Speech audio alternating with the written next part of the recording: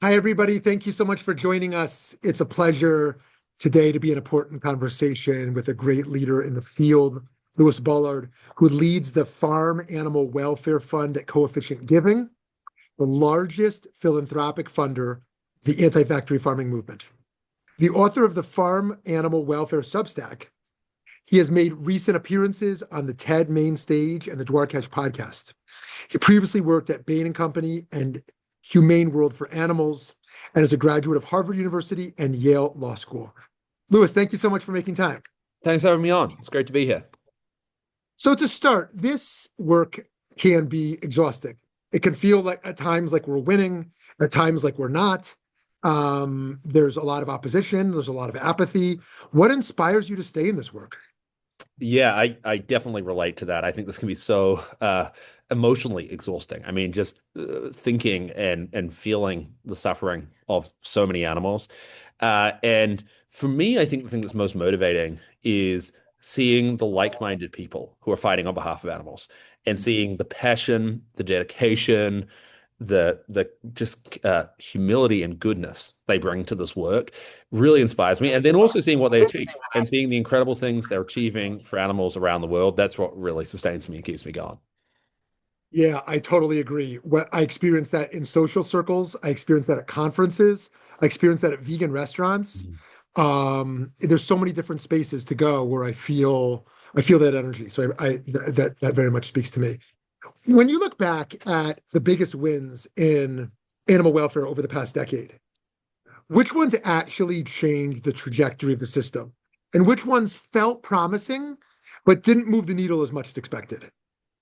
Yeah, I mean, I think in terms, I'll start with the second part of that. So we've had a number of fights that are still very much ongoing and where the initial promise hasn't yet worked out. I think, for instance, of the European Union promising to overhaul its farm animal welfare laws and then really failing to follow through. And we're still waiting to see, are they going to make good on that promise? Are they going to do based on that? And that's often been the case with legislative reforms. There are just so many barriers along the way. The industry is so entrenched that you constantly get pushed back. I think one place where we have seen an enduring change is the move away from battery cages globally. So, your listeners or viewers are probably familiar with these. These are these horrific, tiny microwave oven-sized cages that hens are crammed into. And we've seen a major move of companies committing to stop sourcing eggs from those cages. It's about half the US egg supply chain has moved away from cages. It's more than that in Europe. And still within the existing industrial system, but I think a major move just in terms of reducing the suffering of each of those animals. Half in the US. Why are they doing that? Because there's not enough consumers demanding that, right? Well, I think that the way I think about it is that consumers have no clue what's going on these factory Right. farms and in these supply Right. chains. And so it's not, yes, they're not at the store asking for this, but they also don't know what they're being sold. And so I think what campaigners have been able to do is go to the companies and say, look, you're sitting on a real liability here, which is if your consumers find out how you're treating the animals in your supply chain, they would be horrified. And that'd do real brand damage to your brand, to the trust they have in you as a company. And so I think for a lot of companies, it's the fear of consumers finding out the truth about how they're treating animals in their supply chain that is really Right. motivating us. Right. So speaking about finding out, what is the most legitimate information we have, given how many barriers there are to even transparency? If someone says, prove to me what's really happening in these places, like what are the best sources for that? Yeah, it's a good question. I mean, I would encourage people to just go and find, I mean, look online. For me early on when I first got into this, it was watching videos of factory farming and photos of factory farming online. I've since gone and toured factory farms and slaughterhouses, and it is exactly how it looks in those images. It is exactly Right. how it looks in Right. those videos. I mean, the videos don't lie. Yeah. But for people who are skeptical of them, I would say too, like go on to like one of these LLMs, like go on to ChatGPT or another one and ask probing questions, and you'll find like these are unbiased sources of truth. They will tell Right. you about how horrific these conditions are. Like they're Yeah. not, Yeah. they don't have a vested Right. interest in this. So I Right. think there are a lot of ways now to do your own research, and Yeah. I encourage anyone who's curious. Go and do your own research. Look for lots of different sources of information because this is an issue where the more people learn, the more horrified they become. The transparency is on our side. It is good for Yeah. people to learn more and to find out Right. what's going on. Why would an activist like you be allowed in on a tour? Well, so yeah, I did the tours of factory farms in India. You're right. In the US, you can't get anywhere near a Oh, factory yeah. farm. Yeah. I did it in India where they're still more chill about people visiting factory farms. And candidly, it was a lot of the farmers like weren't wild about what they were up to anyway. They were just like, I got stuck with this. Sure, come and take a look. So that was it. In New Zealand, I got to tour a slaughterhouse basically by telling them like, "Hey, I've grown up on a farm," and so I guess they assumed I was like on their side.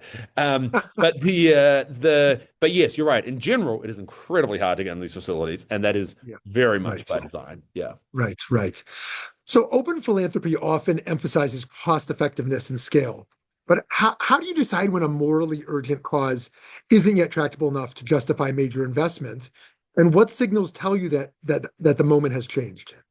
Yeah, I mean, we mostly look for tractability. We look at what is actually changing, what is actually happening. So not theoretical, how tractable could this be? How easy could this be to move things? But where are we actually seeing that progress? And I think that's something we've been really hardened on the factory farming issue. Obviously, this is a really tough battle. It is a long-term fight. But I think we're seeing really strong markers. We're seeing laws get passed. We're seeing companies change their practices.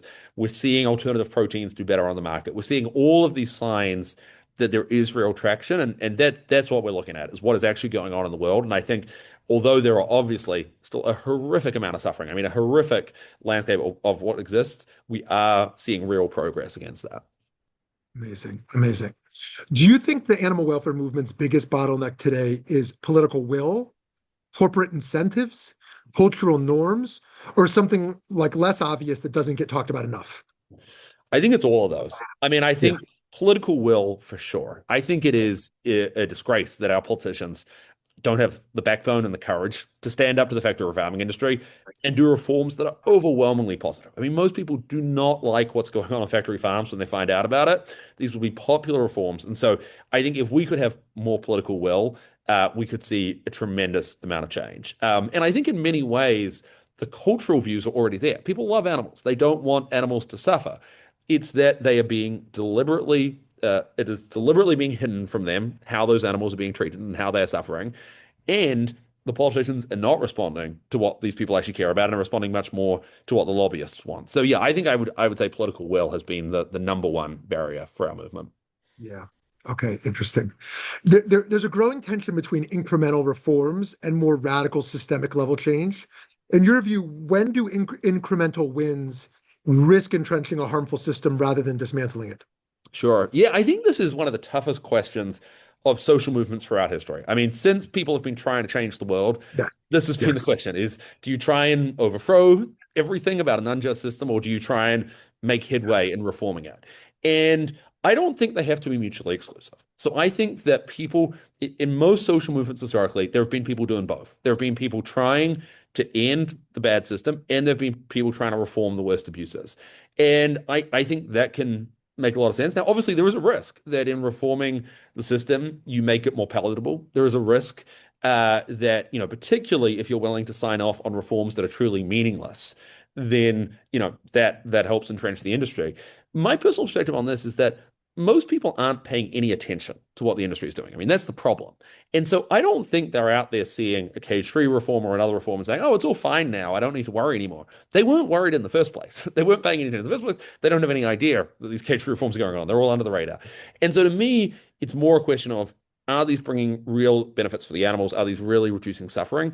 And I think that's the yardstick we should hold the incremental reforms to. Amazing. So smart. All right, last question for you today.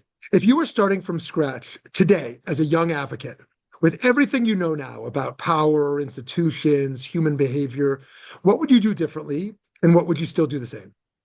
Yeah, good question. I mean, I think one thing that was really valuable early on was just getting to know a lot of different people across the movement Mm, and learning from them because there is so much knowledge in this movement. There is so much experience and there are so many different opinions. I mean, there are a lot of very strong opinions, but this is part of the value of our movement. We have these incredible opinions. So I would say, go to conferences, go to events where you can meet people who share this passion and who have ideas and who can discuss it.